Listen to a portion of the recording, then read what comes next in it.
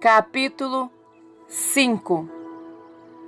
O homem se torna a voz de Deus para romper as barreiras.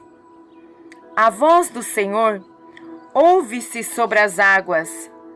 O Deus da glória troveja. O Senhor está sobre muitas águas. Salmos 29, verso 3. Foi a mais poderosa reunião de oração de que já participei, exclamou minha amiga Elizabeth Alves, com grande alegria. Ela havia acabado de sair de uma reunião de oração ocorrida em 22 de setembro de 1989, na Europa. Como presidente do Corpo Executivo dos Intercessores Internacionais, ela compartilhava sobre aquele mover. Líderes dos principais ministérios de intercessão se reuniram na Europa para orar e receber as estratégias de Deus. Todos sentiram do Senhor que aquela era uma conferência extremamente importante, Elizabeth nos disse. Até mesmo o cartaz da conferência tinha como desenho um muro sendo completamente destruído por uma poderosa torrente de águas. Foi um momento de intensa adoração. Quando Kajel Kijoberg se levantou para falar, o Senhor me disse que eu ouviria uma palavra que mudaria os rumos da história. Kajel falou em alto e bom som: Senhor, eu venho a ti como Moisés. Eu lhe apresento todas as nações feitas desde o início. Levanto-me espiritualmente perante a muralha da Hungria e digo: deixe o meu povo ir. Agora apresento as orações do povo. Levanto-me no centro de Praga, da Tchecoslováquia. Da mesma forma que Jesus disse ao homem surdo, eu digo a este muro, seja aberto em nome de Jesus. Para sabermos que é o Senhor, permita que estas coisas aconteçam nas próximas semanas. Para sabermos que é o Senhor, permita que a estátua de Lenin seja carregada nos ombros de homens para que o mundo veja. Que oração ousada! Que grande pedido foi feito a Deus!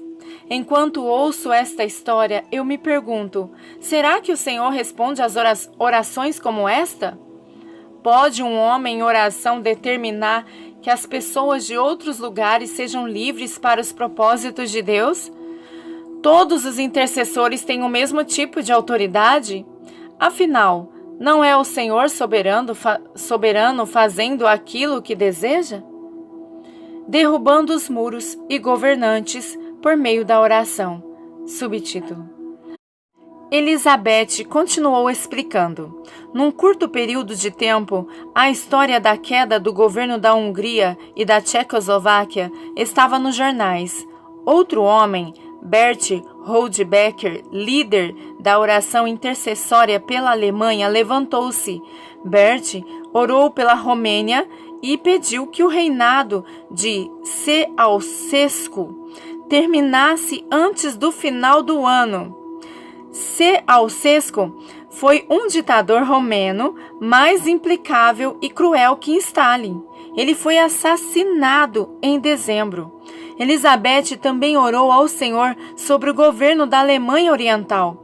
Ela pediu que Deus liberasse o seu poder e que o comunismo caísse.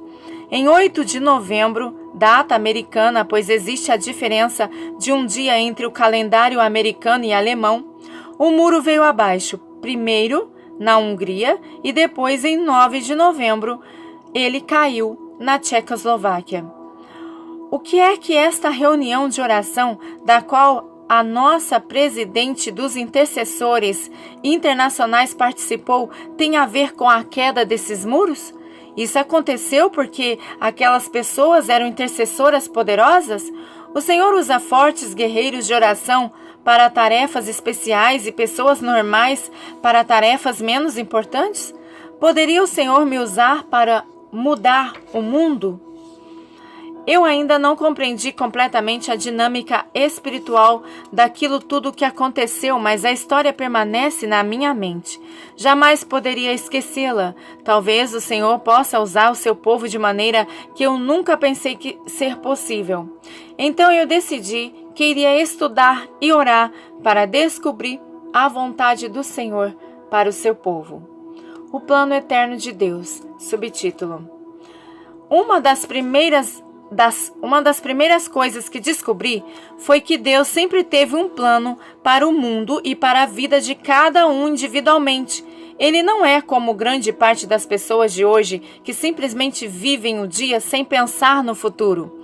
A igreja também é culpada por manter o foco somente em tentar fugir deste velho mundo mau, em vez de nos ajudar e descobrir o porquê de estarmos aqui. O plano de Deus para o homem está relatado no início da Bíblia.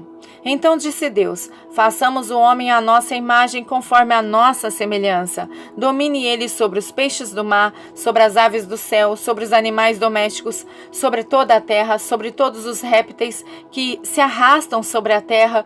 Assim Deus criou o homem à sua imagem, a imagem de Deus o criou, macho e fêmea os criou.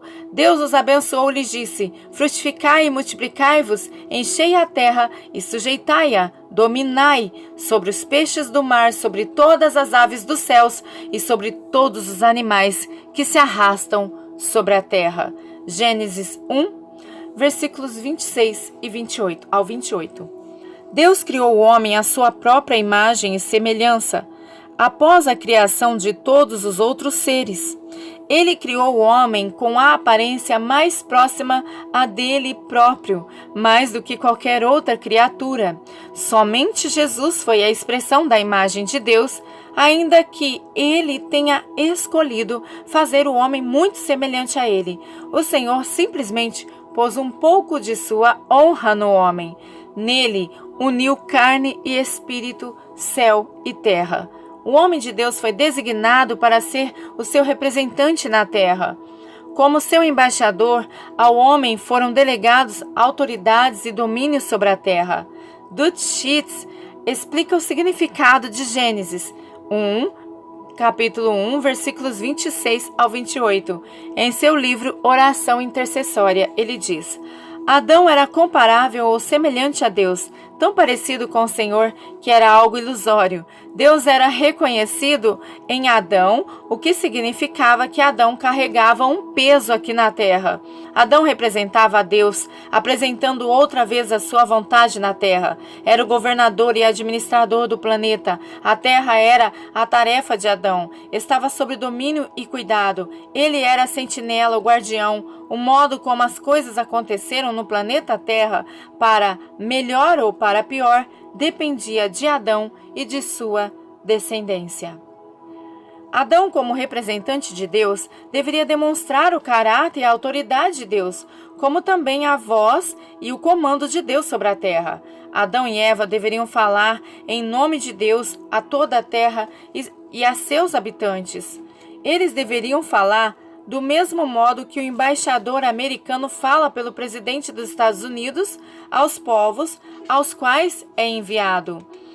Mas, como representante de Deus, Adão e Eva falharam em realizar os planos de Deus para eles mesmos e para a terra.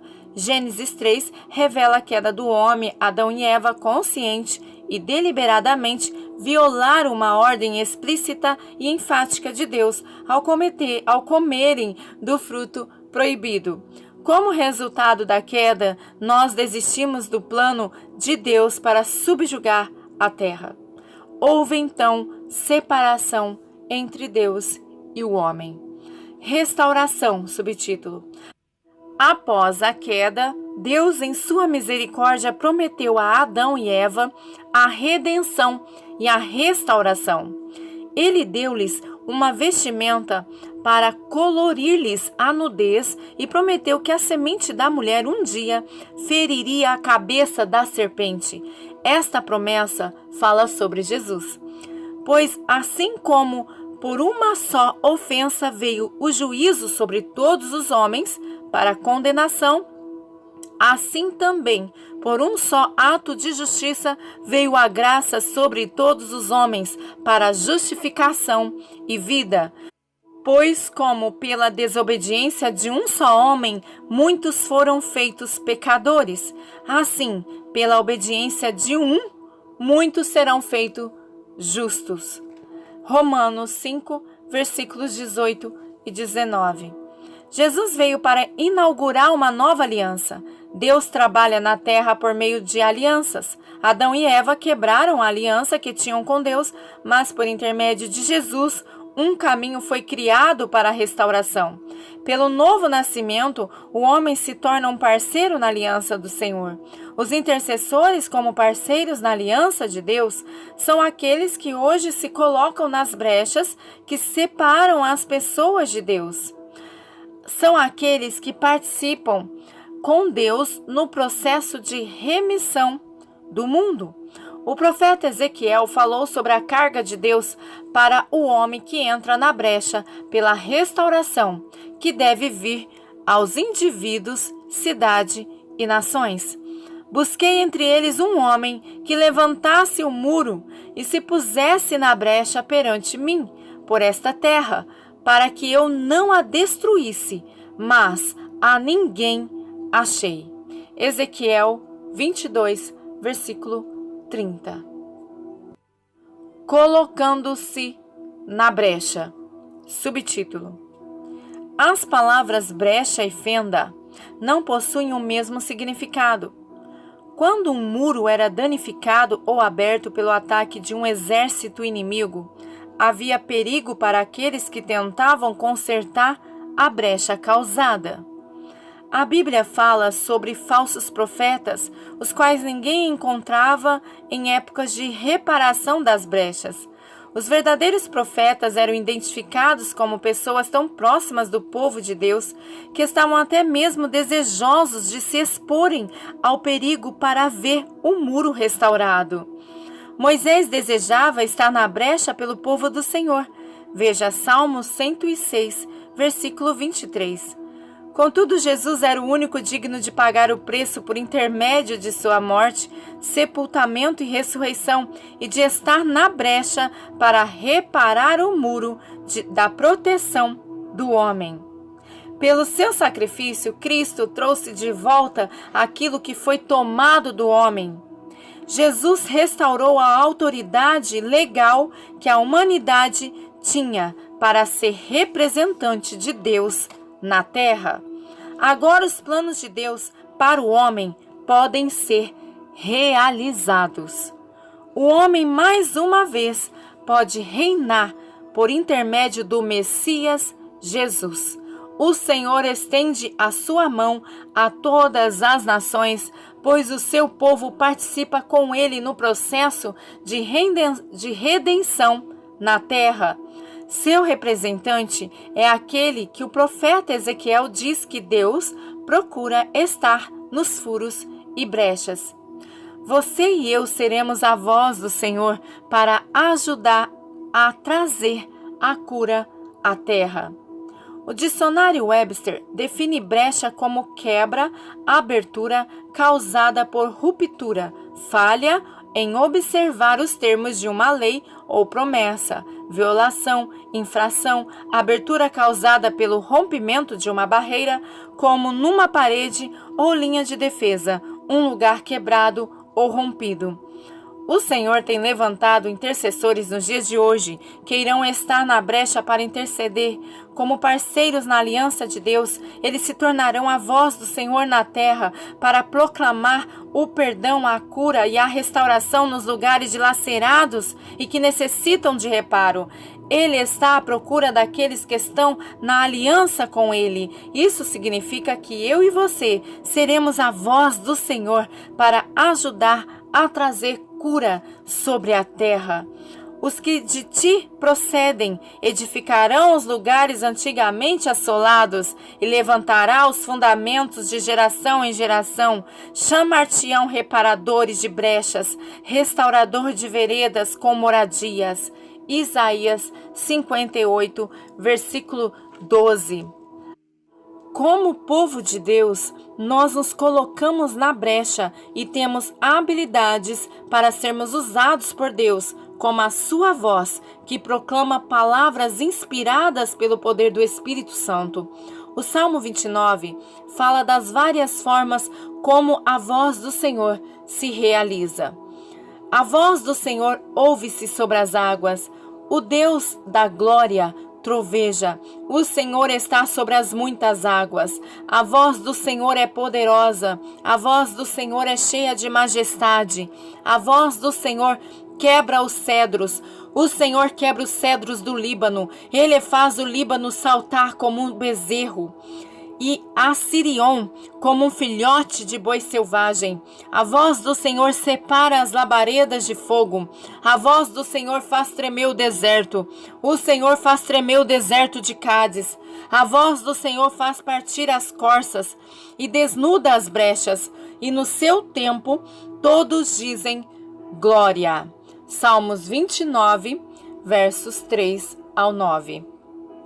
O poder de Deus nas nossas palavras. Subtítulo: Uma vez que somos a voz do Senhor aqui na terra, Deus tem colocado o seu poder em nossas palavras para realizar grandes coisas. O Espírito de Deus flui através de nós como um rio, como descrito em João 7.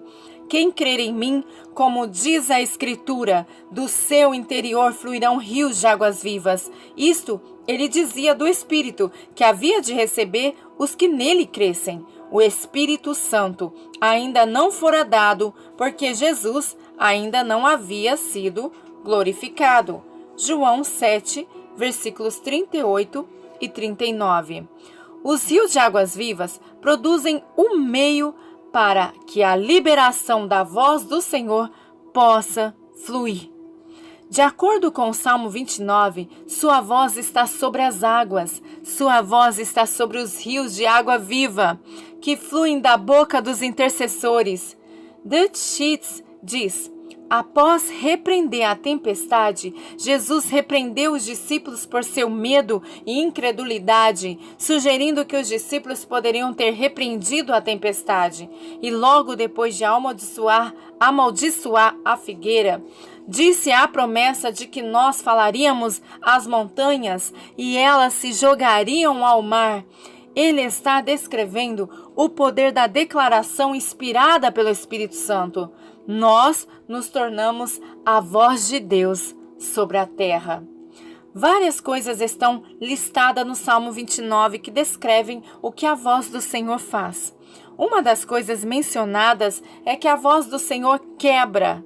Spiros Zodíates dá poderosos exemplos da palavra hebraica usada para quebrar, a qual é shabar, arrasar, quebrar em pedaços, aniquilar, despedaçar, como um urso selvagem, destruir, perecer, como um reino, cidade ou povo, ser quebrado por penitência, isto é, estar contrito, causar rompimento, abrir a madre. Ao olharmos as definições de Shabar, fica fácil perceber como a voz do Senhor, por intermédio dos intercessores, podem ajudar a destruir as obras do inimigo e liberar quebrantamento e arrependimento para aqueles que não estão caminhando com o Senhor. A voz do Senhor, por intermédio de seu povo, também abre a madre e, sendo assim, deve ser falada para que o Senhor faça nascer seu propósito sobre a terra. Quando Moisés desceu do monte e viu seu povo envolvido com orgias, ele destruiu Shabar, as tábuas da lei. Veja Êxodo, capítulo 32, versículo 19. Altares de falsos deuses foram muitas vezes vítimas de Shabar. Os versículos de 18, 4, 23, 14 de 2 Reis e 34, versículo 4 de 2 Crônicas são bons exemplos daquilo que acontece às obras das trevas quando os representantes de Deus, pela intercessão, liberam sua voz sobre as águas. Mas destruir as obras das trevas é apenas uma coisa que a voz do Senhor faz. A voz de Deus também abala. A palavra hebraica para abala é shiu. Alguns significados de Shur são sentir medo, tremer de dor, estar aterrorizado, estar em trabalho de parto, dar à luz a uma criança, produzir, causar o nascimento. A voz do Senhor faz o inimigo ter medo. O inimigo fica tão aterrorizado que treme de dor. A voz do Senhor faz com que as palavras proclamadas produzam e criem do nada. Sua voz dá a luz aos frutos de nosso trabalho. Estou convencida de que se pudéssemos ver o reino do Espírito, oraríamos mais. Normalmente oramos, mas como não vemos a resposta imediata, pensamos que nada aconteceu. Lembre-se, foram necessários 21 dias para que a resposta chegasse até Daniel. Veja Daniel 10, versículos 12 e 13. Muitas vezes vai levar ainda mais tempo até que vejamos os resultados de nossa intercessão. A cidade curada da opressão. Subtítulo: há vários anos fui convidada para pregar numa conferência em uma grande cidade. Quando cheguei, senti uma enorme opressão espiritual naquele lugar. Por que há opressão nesta cidade? Perguntei ao Senhor. Parecia um lugar tão bonito. A cidade tinha grande reputação por causa de sua música e alegria. Após orar, senti que deveria começar a ensinar sobre batalha espiritual. Naqueles anos, a batalha espiritual não era assunto tão popular. Enquanto conversava com a líder de louvor pelo telefone, pedi-lhe que nos guiasse com cânticos de batalha durante o culto. Com pouco eu sabia sobre o que o Senhor estava prestes a fazer. Quando cheguei à reunião naquela noite, alguém veio até mim e com grande entusiasmo falou sobre a cidade. Um novo prédio havia sido construído e sua inauguração acontecera na semana anterior. Muitos cristãos da cidade haviam participado da cerimônia. O prédio foi chamado de Partenon. Ao redor do topo do edifício haviam sido esculpidas imagens de diversos falsos deuses. A cerimônia de inauguração incluía a dedicação da música da cidade àqueles deuses. Assim, entendi por que sentia toda aquela opressão. A aliança de Deus havia sido quebrada e uma falsa aliança foi estabelecida com os deuses. Naquela noite, na conferência, confessamos coletivamente e nos arrependemos dos pecados que, como cristãos, incorremos ao participar de uma falsa aliança. Quebramos o poder daquela aliança e pedimos ao Senhor que restaurasse sua aliança conosco. Logo depois, fomos até o Partenon e falamos como a voz do Senhor. Ordenamos que cada falso deus se despedace. Vocês cairão. Declaramos que Jesus é o Senhor desta cidade e agora dedicamos a música da cidade a Ele. Ele é o Criador da música e a música pertence a Ele. Em seguida, alguns intercessores caminharam ao redor do Partenon, continuando a orar. 6 meses depois, eu estava numa conferência em outro estado. A líder de louvor da cidade, com o Partenon, também estava presente. Bárbara, tenho de lhe contar o que aconteceu, disse ela. Os deuses em volta do Partenon estão caindo. Na verdade, as autoridades da cidade colocaram uma cerca de proteção em volta do prédio.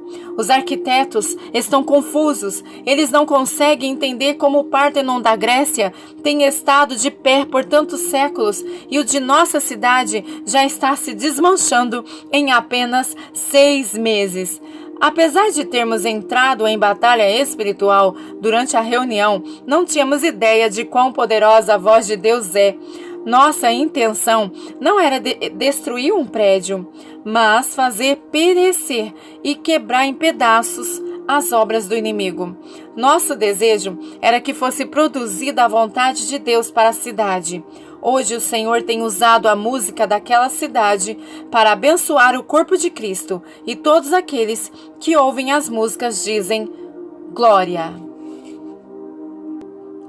O tempo de ser a voz do Senhor. Subtítulo: quantas vezes você já ouviu alguém dizer: Deus fará aquilo que Ele deseja na hora em que Ele deseja? Esta frase é apenas parcialmente verdadeira. Existe um tempo certo para que todas as coisas sejam feitas. Veja Eclesiastes, capítulo 3, versículo 1. O Senhor irá conceder aos seus intercessores a unção de Issacar. Veja o capítulo 2 deste livro, para que identifiquem os tempos e as estações apropriadas e compreendam o que devem fazer. Veja 1 Crônicas, capítulo 12, versículo 32. Muitas vezes o Senhor está preparado para as coisas que precisam ser feitas, mas Ele necessita que alguém ore para que a sua vontade se realize. Deus colocará suas palavras na boca dos intercessores quando Ele estiver pronto para cumpri-la.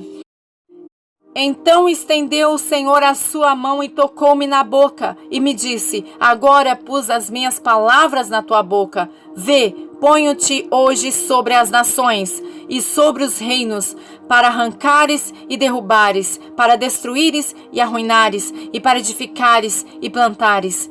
Veio a mim a palavra do Senhor. O que é que vês, Jeremias? E respondi: vejo uma vara de amendoeira. Disse-me o Senhor: viste bem, pois eu velo sobre a minha palavra para a cumprir. Jeremias 1, versículos 9 ao 12. A palavra hebraica para velar é shakad, significa estar acordado, sem dormir, alerta e vigilante. Deus está acordado, Ele não dorme, Ele é alerta e vigilante para cumprir e realizar as palavras que Ele põe em nossa boca. Deus mostrou a Jeremias um pé de amêndoas. Por que Ele fez isso? A palavra amêndoa é semelhante a shakad. A palavra hebraica para amêndoa é shaked. De todas as árvores, o pé de amêndoas floresce mais rapidamente. No provérbio hebraico, a amêndoa é considerada como aquele que vigia. Deus deu a Jeremias uma figura para ilustrar quão pronto, alerta, acordado e vigilante ele está para executar sua palavra, da mesma forma que o pé de amêndoas é considerado como árvore daquele vigia. Deus está acordado e Ele cumprirá as palavras da boca de seus servos. Permita que o Senhor use você como a sua voz. Não deixe que o inimigo o intimide. Permita que o Espírito do Senhor flua através de você e verá os inimigos de Deus baterem em retirada. Questões para reflexão, subtítulo. Primeiro, como minhas orações podem afetar pessoas em outros países? Qual o plano de Deus para o seu povo? Terceiro, uma vez que a terra está cheia do mal, não deveríamos apenas viver nossa vida em vez de nos envolvermos com questões mundiais? Se a resposta é não, diga por quê. Quarto, quais são as brechas da minha vida e da cidade em que vivo? Quinto, descreva a conexão entre rios de águas vivas, João 7,38, e a voz do Senhor está sobre as águas, Salmos 29, versículo 3. Sexto, você já liberou as águas vivas para fluir através de você hoje? Amém. Receive my authority.